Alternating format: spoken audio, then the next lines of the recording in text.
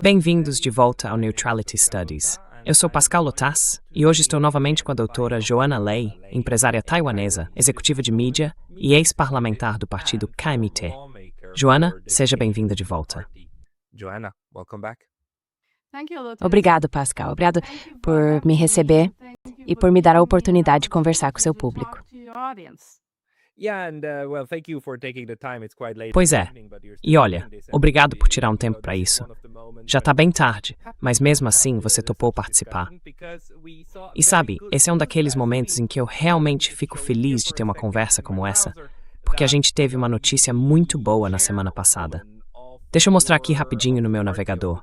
A presidente do Kuomintang, o partido KMT de Taiwan, que hoje está na oposição, mas já foi o principal partido da ilha, claro, se encontrou na semana passada com Xi Jinping. O nome dela é Cheng Li-wen, se eu não estiver enganado. E ela não é a presidente de Taiwan, nada disso. Ela é apenas do partido de oposição.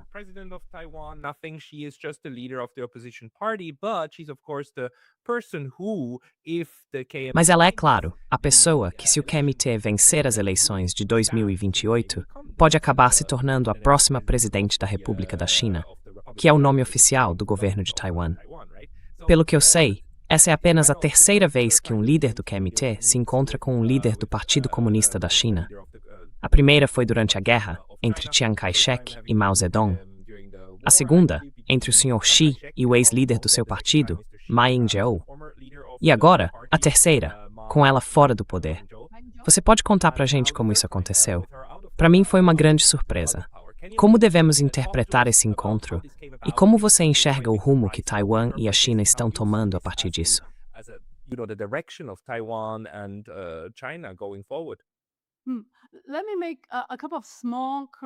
Deixa eu fazer algumas pequenas correções. A Guerra Civil foi o que definiu a situação entre os dois lados do estreito. Claro, você sabe muito bem, isso foi em 1949. Depois disso, o primeiro encontro real entre o líder do KMT e o líder do Partido Comunista Chinês aconteceu em 2005, entre Lien Chan e Hu Jintao. Então, Hu Jintao se reuniu com Lien Chan em 2005. Naquela época, o KMT também era o partido de oposição, não o partido no poder. Quando Lien Chan foi em 2005, isso na verdade abriu a porta para conversas diretas entre os partidos, discussões, diálogos e negociações nos anos seguintes, durante o governo de Ma Ying-jeou. O segundo grande encontro foi em 2016, pouco antes de Ma Ying-jeou deixar o cargo.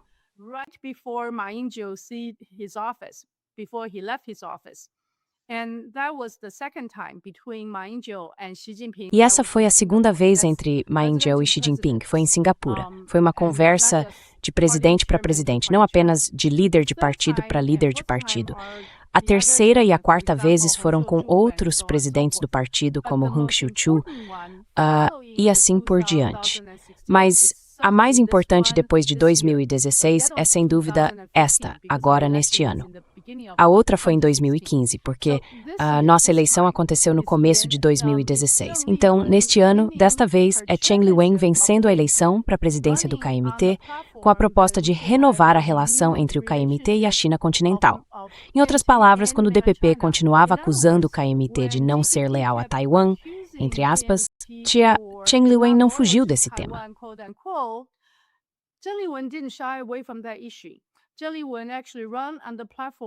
Cheng Li-wen, na verdade, fez campanha com a proposta de que o partido precisava recuperar o impulso no diálogo entre o KMT e o PCC. Ela se candidatou com essa plataforma e acabou vencendo a presidência do KMT.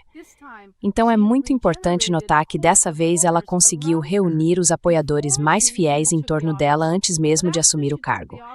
Mas depois que assumiu, ela conseguiu unir as diferentes facções do partido e formar uma coalizão forte. Ela pediu para fazer uma visita à China continental e também uma visita aos Estados Unidos. E em várias declarações, ela disse: eu devo ir à China continental primeiro, antes de ir aos Estados Unidos. Agora parece que ela vai estar nos Estados Unidos em junho. Então dá para ver que muita coisa aconteceu desde que ela tomou posse. Esse é o primeiro grande encontro desde a reunião de Lien Chan, em 2005.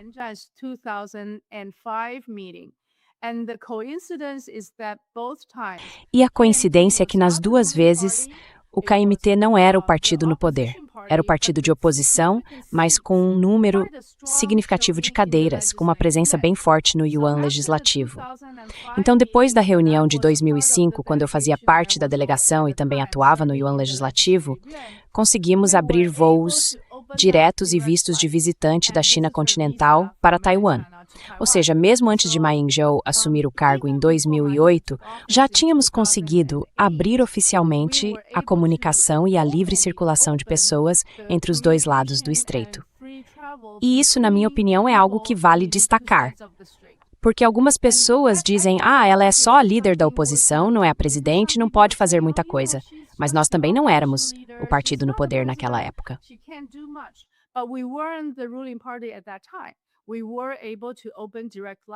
A gente conseguiu abrir voos diretos, mudando algo que existia na lei de relações entre os dois lados do estreito. E na prática, a gente alterou a forma como os aviões podiam ser autorizados a cruzar o estreito de Taiwan em voos diretos, sem precisar passar por um terceiro lugar, como Hong Kong ou Japão. E isso foi realmente muito importante, porque a situação era parecida. Taiwan não estava bem economicamente. Com os voos diretos e os vistos de visitante, muita gente começou a vir para Taiwan. No auge, mais de 10 milhões de pessoas viajaram pelo Estreito de Taiwan. Mais de 4 milhões vindas da China continental para Taiwan, entre viajantes e turistas, e mais de 5 milhões de Taiwan para a China continental. Então dá para ver que aquele foi o momento de florescimento das relações entre os dois lados do estreito.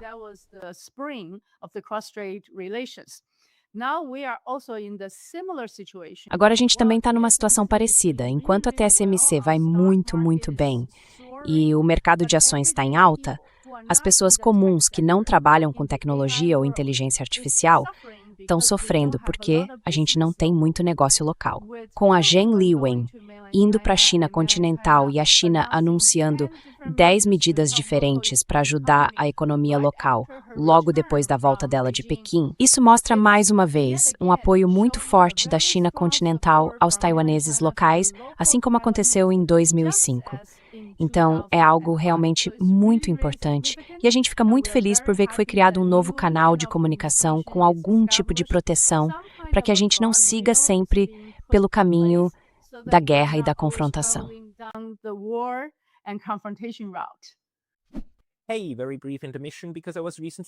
Ei, uma pausa bem rápida, porque eu fui banido do YouTube recentemente. E, embora eu já tenha voltado, isso pode acontecer de novo a qualquer momento. Então, por favor, pense em se inscrever não só aqui, mas também na minha lista de e-mails no Substack. É pascalotas.substack.com. O link vai estar na descrição aqui embaixo. E agora de volta ao vídeo. Pois é, o KMT basicamente está mantendo um segundo canal diplomático com o continente, não é? Um canal separado do que o governo do DPP está fazendo. E a gente já viu isso antes. O Ma Ying-jeou, mesmo depois de deixar o cargo, também viajou para o continente nos últimos anos. Ele se encontrava principalmente com autoridades de governos provinciais e outros representantes locais, especialmente do outro lado do estreito.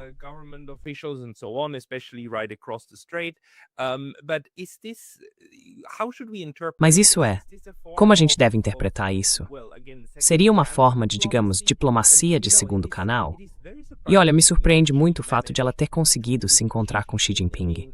Quer dizer, ele é o presidente da China e mesmo assim aceitou uma reunião com ela, a líder do partido de oposição, alguém que não está no poder. Então, de certa forma, ele também se expõe bastante e mostra que a China claramente tem, digamos, um partido preferido com o qual gostaria de trabalhar. O que você acha que isso revela sobre o lado chinês, o lado da China continental, em relação à forma como eles estão lidando agora com Taiwan?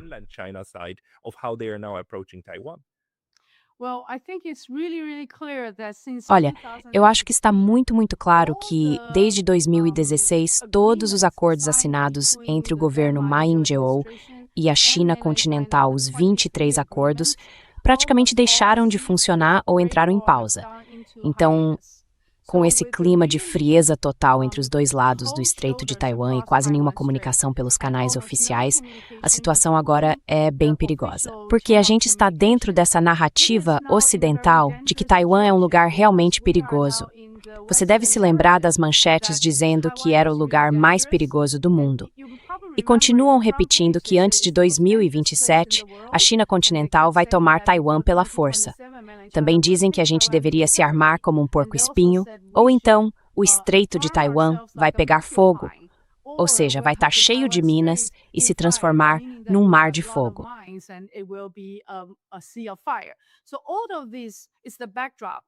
Então, tudo isso é o pano de fundo do porquê isso aconteceu e por que é tão importante. Porque em 2005 foi a primeira vez que o DPP assumiu a presidência e foi também quando Chen Shui-bian começou a se afastar das antigas diretrizes e passou a promover de fato a independência de Taiwan.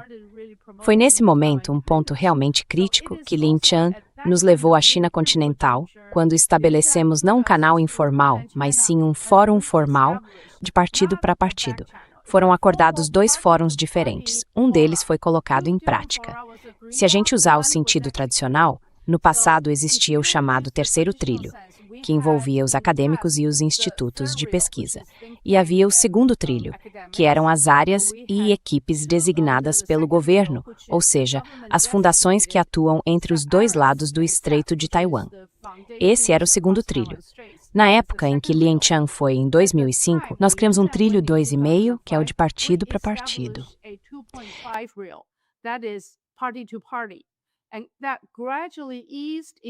E isso foi evoluindo aos poucos durante a era Ma Ying-jeou para o que chamamos de primeiro trilho, ou seja, governo, administração, de agência para agência. Então, passamos por uma progressão. Começamos no terceiro trilho, das sociedades civis, depois fomos para o segundo trilho, que são as fundações designadas pelo governo, depois para o 2,5, que é de partido para partido, e gradualmente chegamos ao primeiro trilho, o primeiro canal de negociação direta. É importante lembrar dessa trajetória, porque essas negociações diretas resultaram em 23 acordos, incluindo o mais importante deles, o Acordo Quadro Econômico, conhecido como EFA. Você deve se lembrar, o EFA é o principal acordo quadro entre os dois lados do Estreito de Taiwan. Ele abriu muitas oportunidades para empresários taiwaneses na China continental.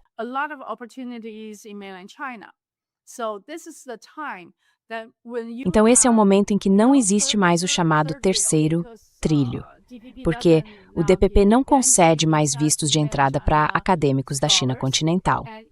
E, na verdade, eu digo isso com responsabilidade, eles não incentivam que professores de grandes universidades visitem a China continental, nem para participar de fóruns ou grupos de pesquisa. Ou seja, o terceiro trilho praticamente morreu. O segundo trilho, que são as duas fundações, a ARAATS e a CEF, também não tem nenhuma comunicação. E o primeiro trilho, o de governo para governo, simplesmente não existe. Então estamos numa situação muito perigosa. O mundo pode até achar que não vai haver guerra, mas os antigos canais de comunicação, o diálogo e a boa vontade de antes estão todos se enfraquecendo.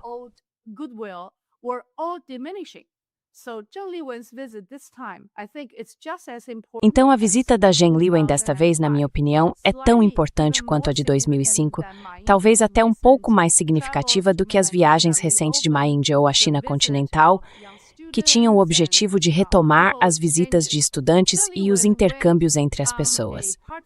A Zheng Liwen foi a convite de partido para partido e foi recebida com grande destaque por Xi Jinping, como líder de partido. E a forma como ela se comportou e como Xi Jinping a tratou deram a ela uma posição especial para falar com o povo de Taiwan, porque muitos diriam, você é só da oposição, não tem mandato. Mas quando ela voltou com a promessa de estar trazendo uma possibilidade, uma janela para a paz. E isso é realmente muito, muito importante.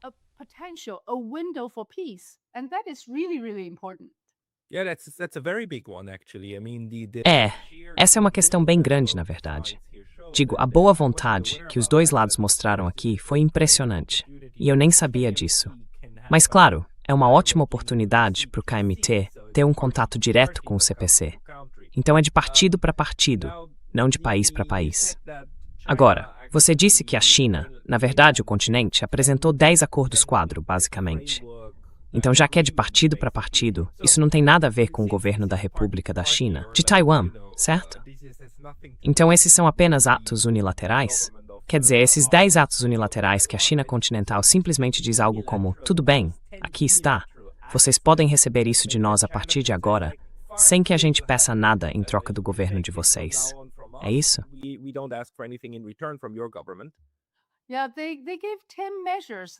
Sim, eles apresentaram 10 medidas. Todas são ótimas medidas. Por exemplo, a primeira é retomar as rotas de voos diretos. Porque você deve se lembrar que durante a pandemia da Covid, muitas dessas rotas deixaram de operar. Então, se eu quisesse ir para algumas cidades, era bem complicado. Eu tinha que ir até Xangai, pegar o trem de alta velocidade e por aí vai. Então, a primeira medida é fazer com que os governos dos dois lados do Estreito de Taiwan conversem sobre a retomada dos voos diretos. E tem outra, que é permitir que visitantes de Xangai e da província de Fujian venham para Taiwan. Vou usar só esses 2 exemplos. Essas medidas exigem muita ação do governo, certo? É preciso conceder vistos de entrada, aprovar as rotas de voo e assim por diante. Quando o DPP conversou com a população, a China continental territorial tampir escamna coberta de açúcar para nos curar.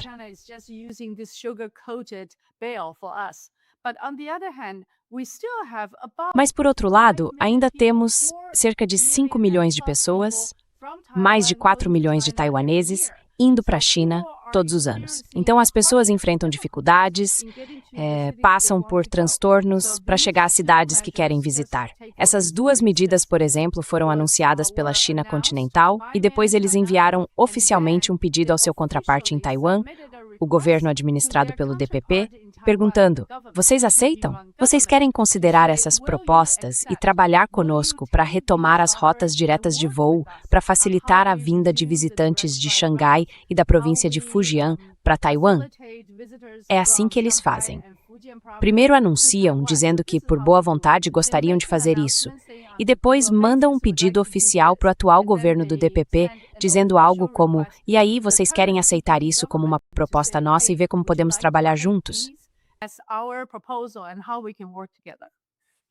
A gente já tem alguma informação sobre se o governo do DPP realmente está aceitando essas ofertas da China?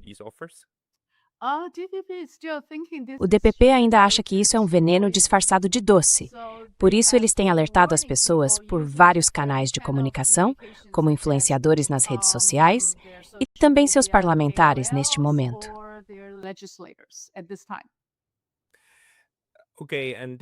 Certo. E sobre as outras 8 medidas, tem algo que você acha realmente importante e que vai melhorar a vida das pessoas na ilha e no continente?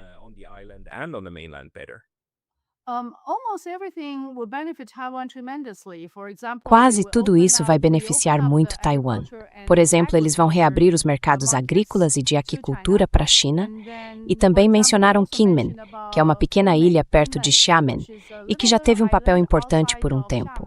Eles dizem algo como: podemos conversar sobre uma ligação direta para o fornecimento de água, de energia elétrica e talvez até a construção de uma ponte conectando as duas partes. Então, eles apresentaram várias propostas muito boas, partindo, claro, da ideia de que os dois lados do Estreito de Taiwan vão se aproximar e não caminhar em direção a um movimento separatista em Taiwan. Esses são os 2 pilares que Chen Liwen reforçou: o consenso de 1992, que fala em uma só China, e a posição firme do KMT contra a independência de Taiwan. Esses 2 pontos são as bases políticas de todas essas 10 medidas.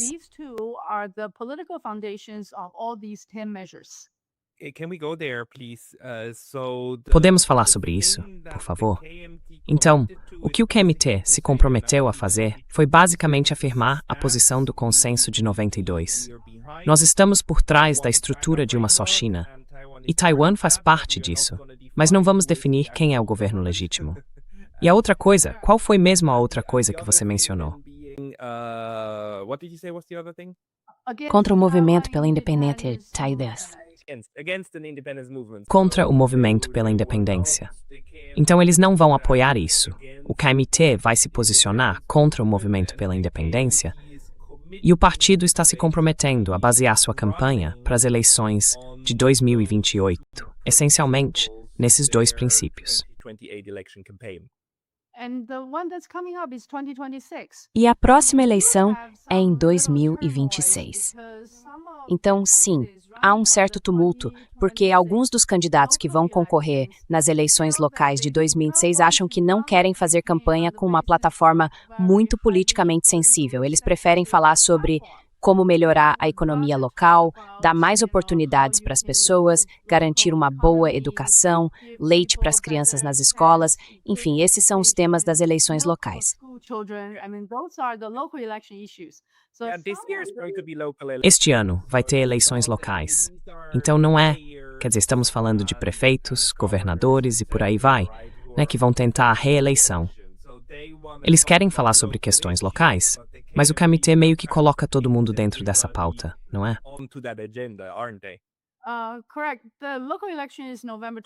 Correto.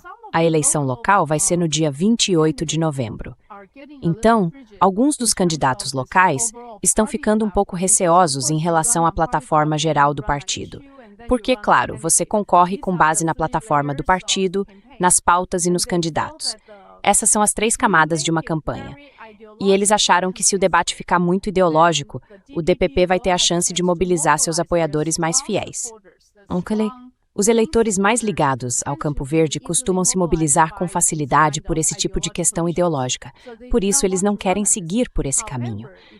Mas, se a gente olhar para as eleições passadas de prefeitos e governadores locais, dá para ver que o KMT, na verdade, venceu na maioria dessas disputas, ano após ano.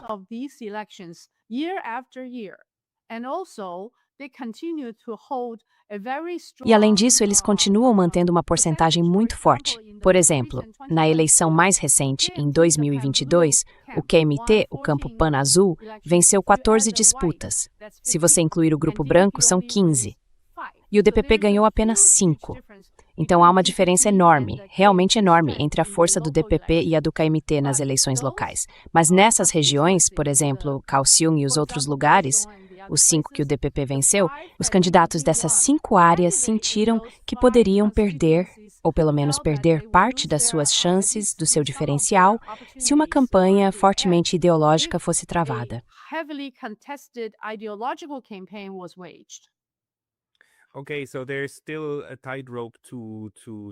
Certo, então ainda há um caminho bem delicado a seguir neste ano, e também até 2028. Mas você tem ouvido algo dos seus colegas do DPP? Porque, por um lado, sim, o KMT e o DPP costumam se apresentar como opostos completos. Mas, tendo visitado Taiwan várias vezes, especialmente conversando com parlamentares, eu percebo que eles convivem, comem juntos, tomam algo juntos. Não é tão envenenado quanto a cena política pode parecer. E eu sei, por amigos taiwaneses muito próximos do DPP, que eles não apoiam o que o KMT faz, mas nos bastidores dizem algo como: olha, é bom que eles mantenham uma boa relação com o continente, porque isso ajuda a equilibrar as coisas.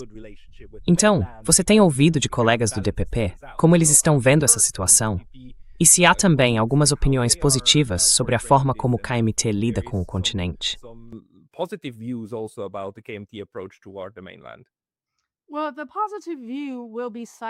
Olha, a visão positiva vai ficar em silêncio. As vozes que você vai ouvir, as mais barulhentas, são as do confronto ideológico, porque agora estamos debatendo a compra de equipamentos militares dos Estados Unidos. Então, se a gente fosse comprar 400 bilhões de dólares em armas americanas, é claro que isso se baseia numa grande ameaça vinda da China continental. Mas se abrirmos um diálogo direto e tivermos a chance de conversar, como é que dá para continuar dizendo que estamos em perigo extremo e que precisamos gastar ou comprometer essa quantia enorme de dinheiro, mesmo sem saber exatamente o que os Estados Unidos vão nos vender? Então, enquanto eles contestam a lei de aquisição militar, não falam do lado positivo. Mesmo aqueles que acreditam que mais comunicação e um diálogo maior são bons para a estabilidade entre os dois lados do estreito, não vão se manifestar agora.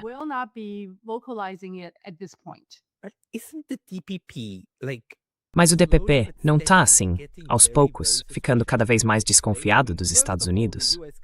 Quer dizer, primeiro de tudo, os americanos meio que forçaram Taiwan a abrir mão da TSMC, né? E basicamente a montar uma fábrica no Japão e outras nos Estados Unidos. Isso não parece um bom sinal. Por outro lado, a guerra com o Irã. Isso não mostra que os Estados Unidos estão dispostos a abandonar qualquer aliado e que não têm capacidade de defendê-los. A gente já está no segundo mês dessa guerra.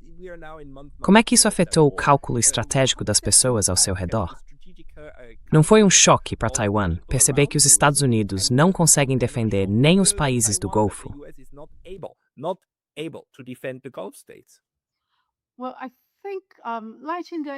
Olha, eu acho que o Lai Ching-te não quer admitir isso. Então não tem saída. O DPP está profundamente comprometido com a narrativa de que se estivermos em qualquer tipo de perigo, os Estados Unidos vão vir nos defender. Tudo o que precisamos fazer é aumentar os gastos militares e dar a impressão de que temos uma aliança mais forte com os Estados Unidos, quando na verdade não existe nenhuma aliança militar com eles.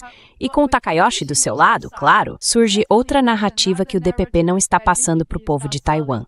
Ou seja, não só os Estados Unidos viriam em nossa ajuda, mas também fariam isso por meio do Japão. Então, se você lembrar, desde o ano passado, a questão mais importante é saber se o Japão vai ou não fazer parte de um possível confronto no Estreito de Taiwan.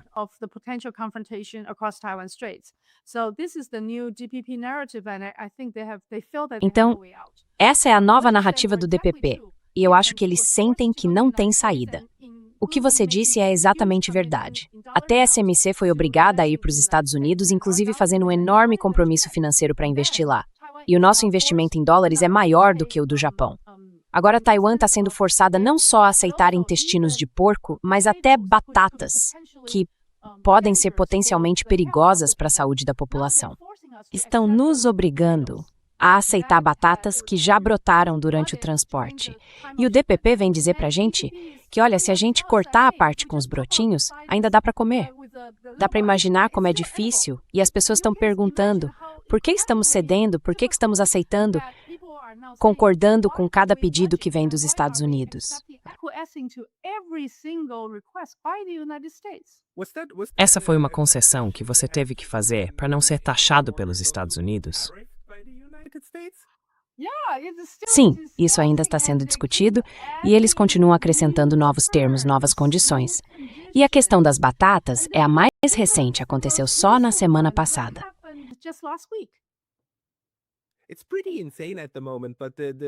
Tá uma loucura agora, mas o governo do DPP e companhia ainda dizem, não, isso é bom pra gente.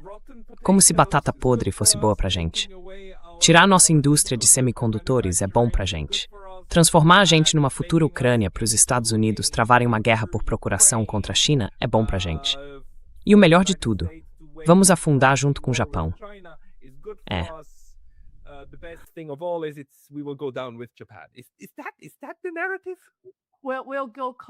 É essa a narrativa. Que a gente vai se aproximar mais do Japão com todas essas medidas. É exatamente por isso que a sua primeira pergunta foi tão importante. Ou seja, quando o DPP se recusa a ceder ou revisar suas posições em qualquer uma dessas medidas realmente impressionantes, é preciso ter outro canal. É preciso ter um canal paralelo. É preciso ter comunicação direta fora do governo do DPP. Caso contrário, a gente acaba deixando o nosso destino nas mãos de outros que nem são partes reais interessadas. O Irã, por exemplo.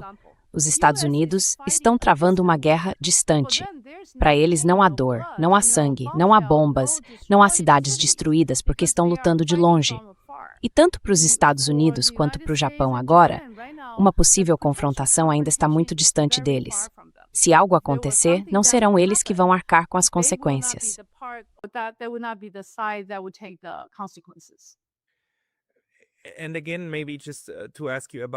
E de novo, talvez só para te perguntar sobre o Irã. Como é que a guerra do Irã está sendo retratada em Taiwan, agora, na mídia, nos jornais, na TV, enfim, no que você vê por aí? Como as pessoas estão percebendo isso? Porque no Japão, eu percebo uma coisa muito diferente. Não é ambivalência, mas um tom bem menos ideológico do que o que a gente vê na Europa ou nos Estados Unidos, por exemplo. A mídia japonesa mostra o que está acontecendo e para por aí. Eles tentam explicar a história e o contexto do conflito, o que a gente normalmente não vê no Ocidente. E em Taiwan, como é que é? In the West, how is it in Taiwan?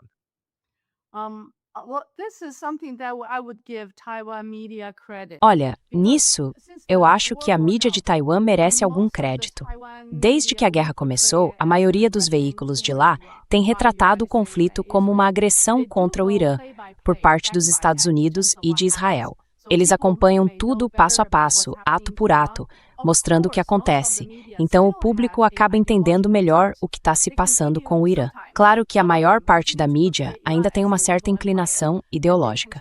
Alguns continuam retratando o Irã como um império do mal e comprando a narrativa israelense de que, desde 7 de outubro, Israel está em perigo e precisa se defender. Então, até as ações no sul do Líbano e a destruição enorme em direção ao Irã acabam sendo apresentadas como atos de autodefesa. Ou seja, a mídia taiwanesa realmente mostra bastante das ações dessa guerra.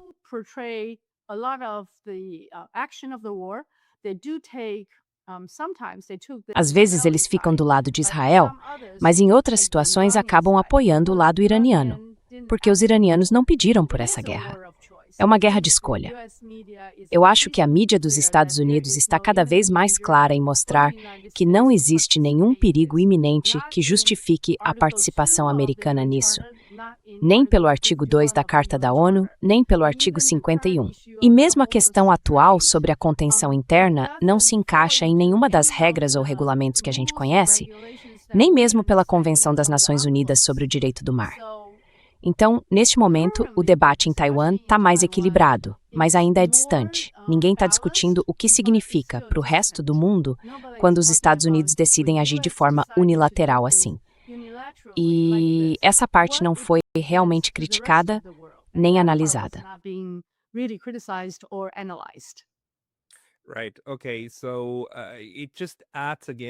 Certo, tá.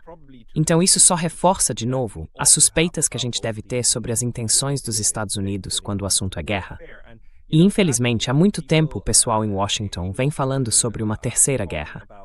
A expectativa, claro, é que ela aconteça em Taiwan, e por causa de Taiwan, com a China. E esse prazo, esse limite totalmente artificial de 2027, que vem sendo comentado, como é que isso está sendo visto agora? Quero dizer, no seu meio, nos círculos de segurança e tudo mais. Na sua opinião, existe algum tipo de perigo vindo da China em direção à ilha no próximo ano?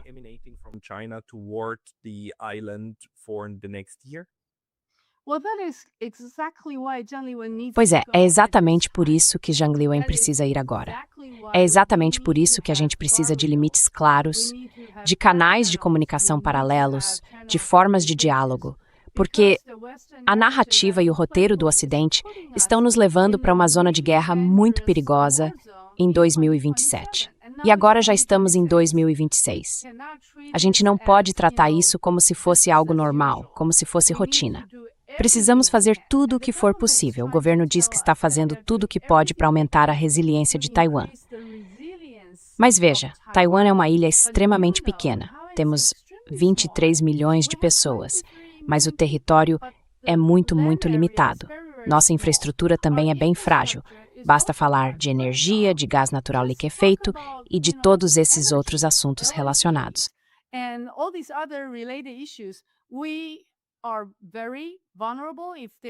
A gente fica muito vulnerável se houver um grande conflito entre a China e Taiwan. Mas o governo tenta dizer à população que está construindo resiliência e que precisamos de uma defesa de todo o povo.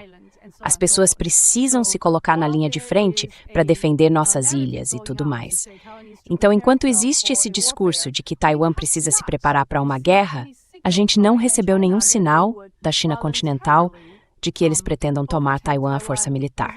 É parecido com quando Israel acusou o Irã de querer destruir Israel. Não havia nenhuma prova real de que o Irã planejava isso, a não ser até que Israel decidisse destruir o Irã, entende?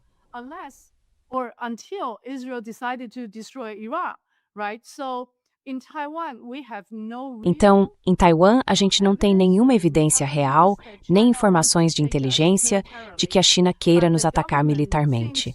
Mas o governo parece estar empurrando todo mundo nessa direção. E a gente precisa ter muito, mas muito cuidado, porque se houver uma declaração real de independência de Taiwan, ou uma intervenção estrangeira direta na situação do Estreito, isso se enquadraria nas condições da lei anti-secessão para o uso de força militar contra Taiwan. Então precisamos ser extremamente cautelosos, não só nas medidas, mas também na forma como comunicamos. Sabe, qual é a mensagem que estamos mandando para a China continental? Taiwan está tentando preservar a paz ou estamos tentando provocar uma guerra? Isso é algo realmente crítico.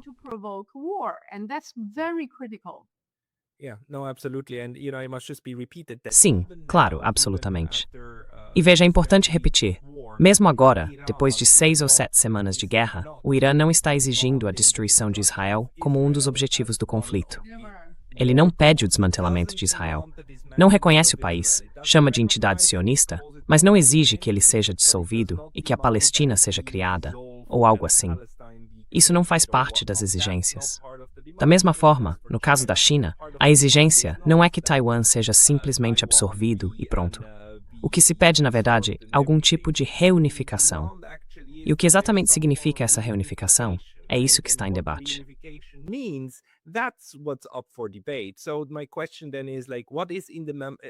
Então, a minha pergunta é: a gente tem um novo conceito ou alguma ideia nova surgindo depois dessa visita? Porque por muito tempo, a China dizia para Taiwan, um país, 2 sistemas. E Taiwan respondia, olha para Hong Kong, isso não deu muito certo. Então não, obrigado, talvez não seja por aí. Mas Taiwan tem sido meio ambígua com esse chamado consenso de 92. Nunca se comprometeu de verdade, mas também nunca rejeitou completamente. Então, será que agora existe um novo modelo, um novo quadro que possa resolver esse impasse?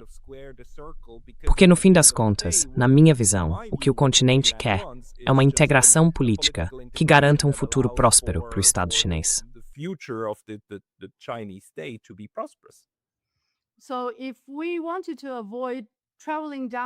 Então, se a gente quer evitar seguir pelo caminho da guerra, precisamos ter uma alternativa no caminho da paz.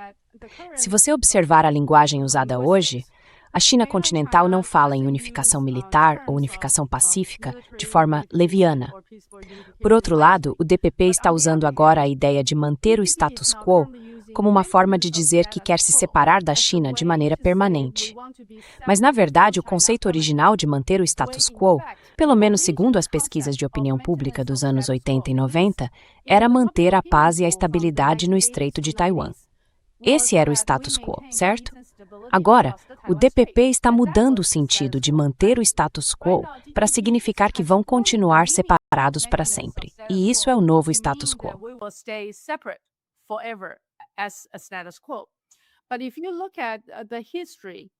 Mas se a gente olhar para a história, o que existe do outro lado do Estreito de Taiwan é uma guerra civil inacabada.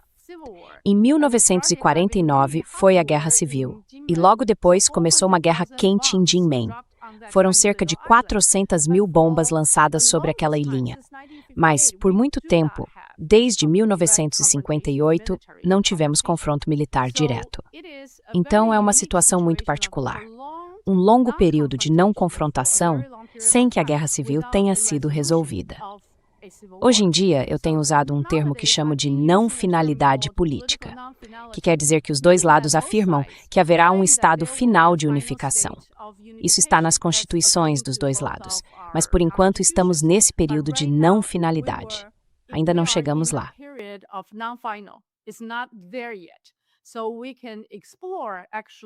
Então, a gente pode explorar diferentes oportunidades e diferentes modelos. Hoje, em Taiwan, no campo político, quando as pessoas falam em um país, 2 sistemas, elas dizem, é o modelo de Hong Kong. Mas Hong Kong é completamente diferente. Hong Kong era uma colônia cedida à Inglaterra e depois devolvida à China. Então, é uma situação totalmente distinta. É uma colônia voltando para a China. Por isso, o modelo chinês não define necessariamente o que vai ser o modelo de Taiwan. O modelo de Taiwan pode ser totalmente diferente do de Hong Kong.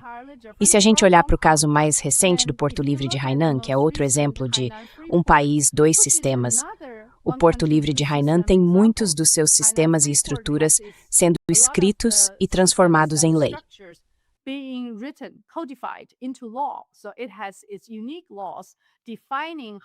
Então, esse Porto Livre tem suas próprias leis que definem como ele vai operar em relação ao resto do mundo. Ou seja, agora a gente já tem pelo menos 3 modelos diferentes de um país, 2 sistemas, sem nem falar das regiões autônomas internas das minorias chinesas.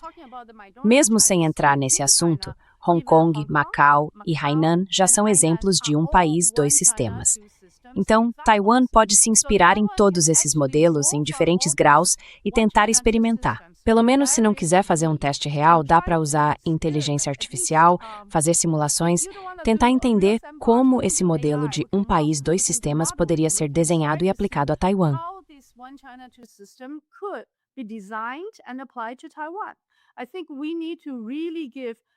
Eu acho que a gente precisa realmente dar uma chance para uma solução pacífica.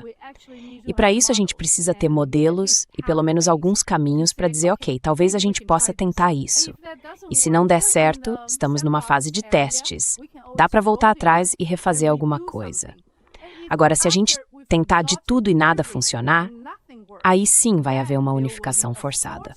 Mas antes de chegar nesse ponto, essa unificação forçada certamente envolveria ação militar, o que traria baixas e danos colaterais.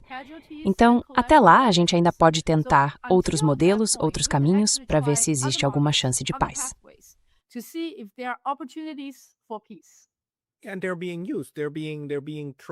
E eles estão sendo usados. Estão sendo testados agora, né? Eu fico pensando, você não precisa necessariamente de algo que os dois lados digam sim, mas de algo que nenhum dos dois consiga dizer não, entende? Algo que ambos não possam rejeitar. Aí você tem uma estrutura que pode funcionar de verdade. Então, o que a gente viu agora é que um modelo de partido para partido pode gerar resultados em negociações, em discussões e também em impacto político real, certo? Então tem algo aí?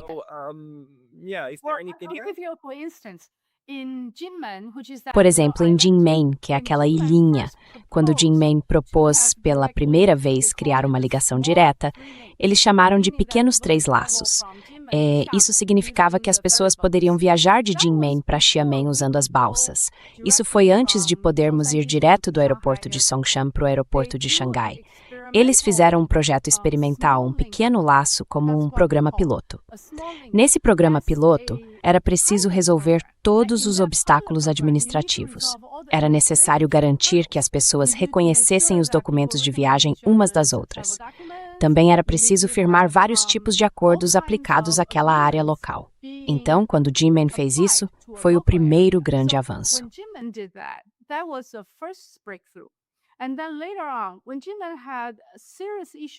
E depois, mais tarde, quando Jinmen teve um problema sério de seca, por ser uma ilha offshore no meio do oceano, foi construída uma tubulação ligando a China continental a Jinmen, para fornecer água para a ilha.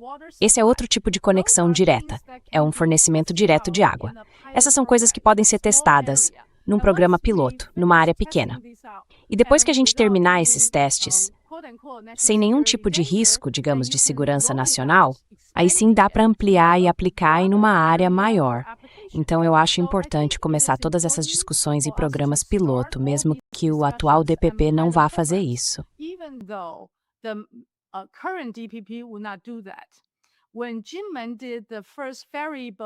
Quando Jinmen fez a primeira viagem de balsa, foi durante o governo do DPP. Eles não gostaram, mas mesmo assim deixaram acontecer. Agora, o Lai Ching-te não gosta disso e ele não deixaria acontecer. Eu realmente espero que com as 10 medidas que a China continental anunciou, dizendo que quer beneficiar os taiwaneses, o governo perceba que, se pensar no bem-estar do povo, talvez possa se abrir um pouco, tentar um pouco. Se não tentar, a gente vai acabar seguindo o caminho da guerra. E é isso que o DPP está vendendo para o povo de Taiwan. Isso não pode ser bom.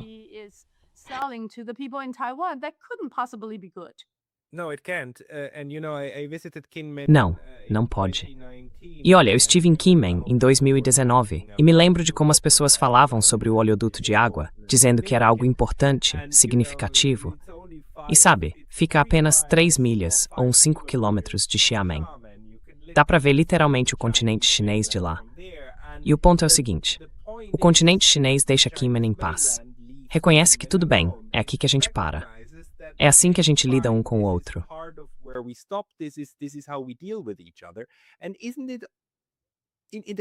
E não é, no contexto da China continental, também uma vantagem o fato de haver a possibilidade de lidar com governos locais? Que Kinmen possa tentar conversar com Xiamen, sem precisar passar por Pequim? Porque eu percebi que dentro da própria China, as províncias e as capitais locais têm muito orgulho de si mesmas. Quero dizer, o pessoal de Xangai, por exemplo, costuma se achar superior ao resto do país, certo? Existe esse jeito em que as capitais locais também se orgulham da própria autonomia e do que conseguem fazer. Então isso também pode ser um caminho, né? Um tipo de relação de cidade para cidade ou de província para província.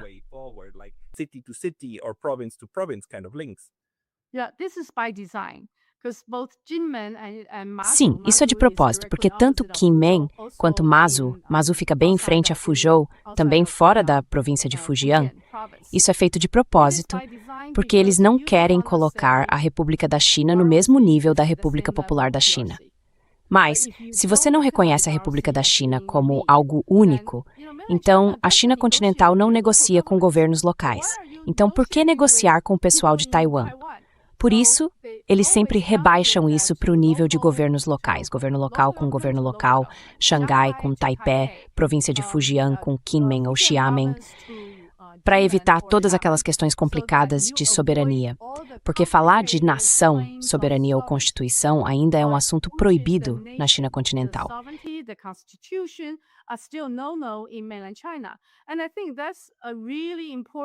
E eu acho que esse é um obstáculo muito importante que a China continental precisa superar nas negociações com Taiwan. Porque por muito, muito tempo, eles se recusaram a reconhecer Taiwan, se recusaram a reconhecer a existência da República da China. Então, muita gente na China realmente acredita que a República da China deixou de existir em 1949, quando foi fundada a República Popular da China. Tudo bem, se você fala disso internamente. Mas agora, se a ideia é buscar uma solução para a questão entre os dois lados do estreito, é preciso ter interlocutores sentados à mesa. E como eu disse, Pequim não vai negociar com Guangdong, não vai negociar com Henan, vai negociar com Taiwan. Porque é preciso reconhecer que existem duas jurisdições diferentes, com administrações diferentes. Então, de certa forma, a China continental precisa reconhecer Taiwan e o governo da República da China para que isso possa ser tratado como uma questão interna a ser resolvida. É uma resolução interna de uma guerra civil, uma resolução que ainda não foi concluída.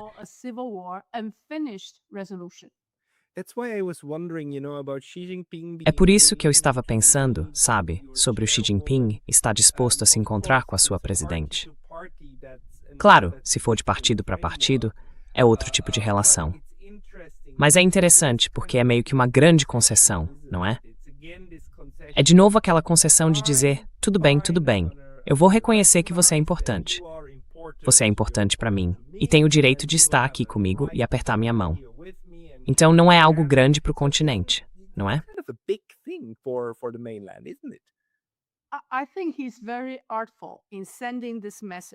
Eu acho que ele é muito habilidoso em passar essa mensagem. Sabe, a postura de Xu Lilun e a forma como ela é tratada são diferentes de qualquer outro político local, entre aspas. Então, se eles dissessem, ok, existe apenas uma China, Taiwan faz parte da China, ponto final, Xu Lilun não seria tratada dessa maneira. Ela é tratada assim porque há um reconhecimento de que ainda temos uma guerra civil não resolvida. E se tudo for colocado de volta nesse contexto, não há espaço para a intervenção internacional. Cabe aos líderes dos dois lados do Estreito de Taiwan resolver esse assunto pendente, encerrar essa fase inacabada. Por isso eu acho que Xi Jinping também é muito, muito habilidoso em transmitir essa mensagem sutil de que ele está reconhecendo a outra parte como um possível interlocutor para o futuro. E esse futuro é um futuro coletivo para a grande nação chinesa.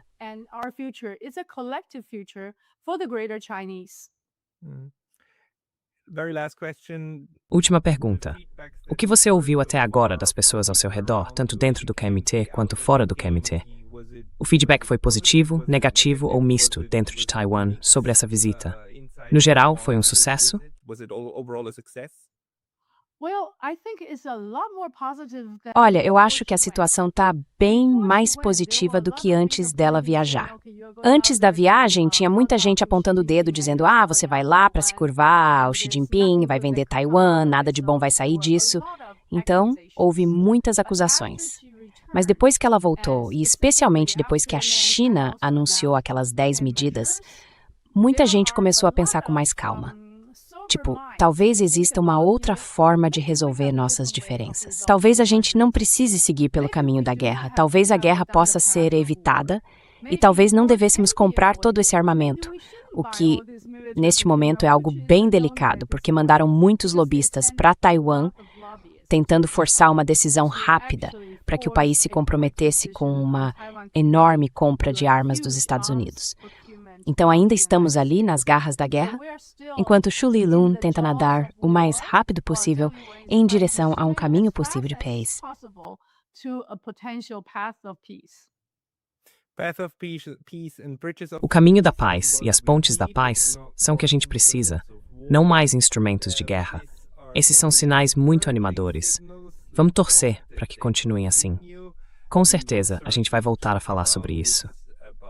Joana, as pessoas querem te acompanhar? Tem algum lugar onde você publica de vez em quando, onde o pessoal possa te encontrar? sometimes where people can look you up. Tem uma pessoa fazendo um canal no YouTube usando o meu nome. Eu não faço ideia de quem seja, mas, na maior parte, são mesmo as minhas declarações na TV e coisas do tipo. O YouTube tem um canal chamado Doutora Joana Lei. Então você não é contra essa, na verdade. Você incentiva as pessoas. Não faço ideia de quem está fazendo isso, mas eu confiro o conteúdo. É basicamente eu mesmo. Não é inteligência artificial, não é notícia falsa. Certo. Então você pode acompanhar isso, Joana Lei. Caso contrário, em breve teremos a verdadeira Joana Lei de volta aqui no programa. Joana, muito obrigado pelo seu tempo hoje. Thank you for your time today. Obrigado, Pascal. E obrigado a todas as pessoas que se importam com Taiwan.